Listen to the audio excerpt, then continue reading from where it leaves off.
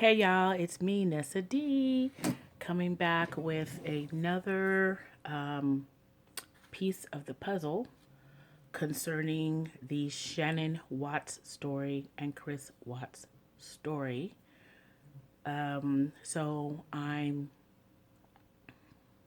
watching the tapes and the different the different posts little by little, learning more and more about this case. And right now, I'm concentrating on the deceased wife's tapes that she would do on a personal blog that she was doing, talking about her business of selling vitamin patches, health patches, and how successful she is. And I will say the first part of the video, a third of the video, is completely about how much she adores her husband.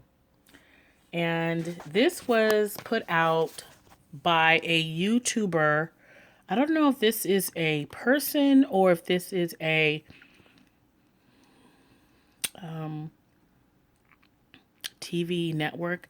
It's by RETN. So it's a capital R, little E, capital T, capital N. She discusses her past divorce. It was published on September 25th, 2018. These are all very recent, very, very recent.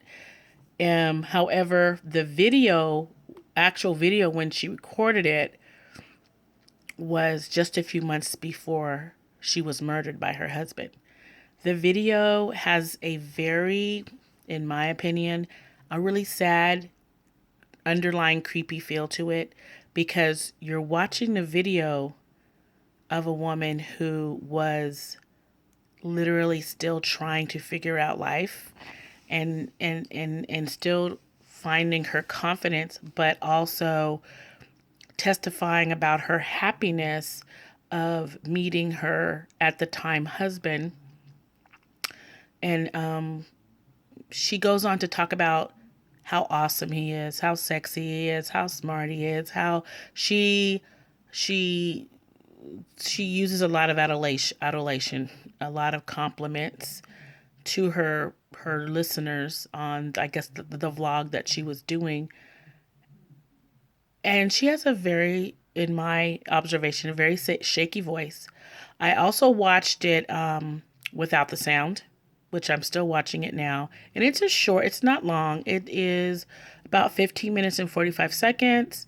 It's entitled Shannon Watts Discusses Her Husband Before Being Killed by Him, Part 2. So this is a Part 1, and I didn't watch the Part 1. I wanted to see the Part 2 first because I read some of the description and some of the comments, and so I said, let me just watch this now. But she states several times how insecure she was all of her life, how she was in a very sad relationship, Her self-esteem was low for much part of her life.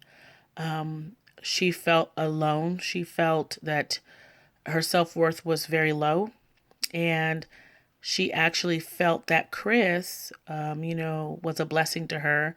And she uses some religious jargon to support that.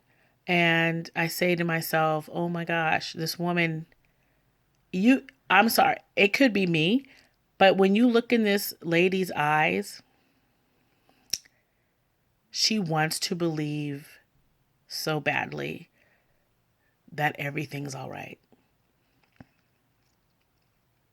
It's like she has convinced herself and is in the practice of convincing herself that she's happy, and convincing herself that she has a successful marriage, and convincing herself that her husband is perfect. And it's really sad. It's really sad. And as you watch her face and hear her baby crying in the background through the monitor, and literally a few weeks later, she and her children are murdered by the husband. And the question is, and what I read in one of the posts is, are we mixing religion with reality? Are we ignoring reality and accepting religion instead? Is it religion versus reality? And can those two mix? This is a person who, even though was having several issues with her husband, was online touting his praises. And I would say, in my opinion, maybe trying to convince him as well. Some of the posts stated that in some of the different films I was watching was that he had stated he wanted to leave the marriage and she was trying to save the marriage. Now, I have not yet come across that piece of footage, but I was able to hear that from a commentator. But I have to keep going back to the fact that she stated several times that she had issues with her self-esteem for most of her adult life, that she was walked over by her ex-boyfriends, her sadness, and then her love for people and how much she wants to help others. And she was a people pleaser. However, when she met Chris, who later became her murderer, she felt she had hit the jackpot. Now, those are just my words, but that's what I perceive. And in any other circumstance, she would have had a successful, beautiful marriage. But she met someone who preyed upon her and preyed upon her weakness.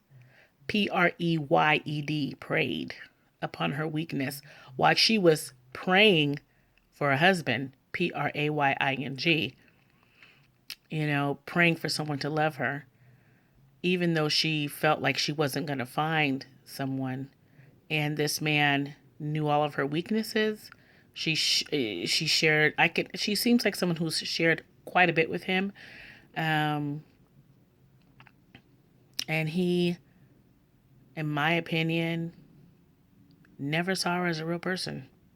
Because how can you see someone as a real person and basically dispose of that person and your seed that way? So this is a very sad story. But the question, so the analytical part is, are we using religion to downplay reality when it comes to relationships, specifically men and women? The things that she saw in him that she was not able to share with everyone, that she hid in hopes that it would get better, and not knowing that those signs were signs of a mentally ill person. And so it's sad. But she uses this word in a bad place. And I was in a bad place over and over again. That was a verbiage that she used quite a bit. I was in a bad place.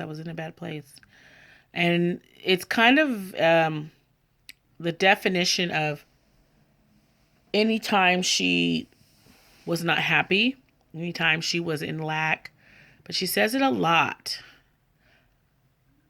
She starts to talk about that she no longer feels she has to prove anything to anyone, because now she knows her purpose. She has her husband, she has her kids, she has her business. She's helping other people, and she felt totally complete. And she talks about how much she loves helping people, and that she offers herself to people saying, hey, call me. And it's just, I just can't help thinking she was bait. She literally was bait for this man who destroyed her and her children. And you just wonder, she says it with so much fervency over and over again. I love getting a phone call. I love being told I helped someone. I love when people say you're helping me. It's just like that need to still be validated is there. that need to be consistently validated and maybe even saturated with validation. Um, in my opinion, now I'm not a professional psychologist or psychotherapist or anything like that, but in my opinion, she shows a lot of need to be validated and to be saturated with validation. There's nothing wrong with validation, but the need to be saturated with validation, there could be an issue there. And I got a feeling that that's what he picked up on in order to manipulate her, and her wanting to be a strong woman and to be a strong person. It seems that she may have tried and tried to keep the marriage together even after seeing the signs of destruction. No way could she have thought he would ever do anything like that to her and her children. But sometimes, as women, even though we see that our relationships are not working, we kind of tuck our head and we just say we have to go forward, we have to push forward, because a lot of us are. That's cultural. I just almost dropped my computer. That's cultural, and we are raised that way. To parallel my own life, I was raised that way, to believe that marriage was the ultimate thing. You know, education was great, career was great, but you have to get married and you have to have a family because that's what women do. And you need to do that because that's part of validating you as an adult and as a woman. And I was raised that way. Now, were those words exactly spoken to me? No, but that was the culture and the religious culture that I was raised in. And that's also the culture that I started to reject for myself once I realized that I haven't even figured out what I want. And I'm not going to pretend that I'm happy in a relationship so I can say I'm married. I'm not going to stay in a relationship where I know I am miserable. And fast forward, being divorced, I don't see marriage or being single as a opposite of each other. It's either you are or you are married, or you aren't. You are in a relationship or you're not in a relationship. I don't see marriage better than being single, and I don't see single better than being married. Everyone has their place and their time in your life. Will I ever get married again? Possibly. Will it kill me if I don't? No. So, and no pun intended at all. Just stating that when do we start teaching our young girls that their validation comes from their creator first, and that marriage is not validation. Relationships isn't validation of who you are.